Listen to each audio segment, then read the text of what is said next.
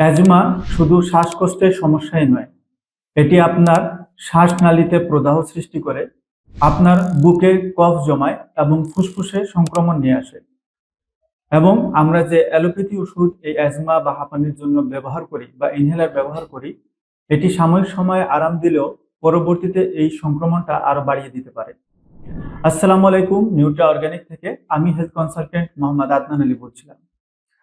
আমরা অ্যাজমা, হাঁপানি, শ্বাসকষ্ট এই ধরনের সমস্যার স্থায়ী সমাধান অ্যালোপ্যাথি ওষুধের মাধ্যমে খুঁজে পাই না। এটার সমাধান কোথায়? এটার সমাধান আছে আমাদের সম্পূর্ণ ন্যাচারাল উপাদান দিয়ে তৈরি অ্যাজমা গোল্ডের মধ্যে, যা এমন কিছু উপাদান দিয়ে বানানো যেটা আপনার শ্বাস প্রশ্বাসজনিত সমস্যা, ফুসফুসের সংক্রমণ দূর করে, পাশাপাশি আপনার হার্টকে সুস্থ রাখে।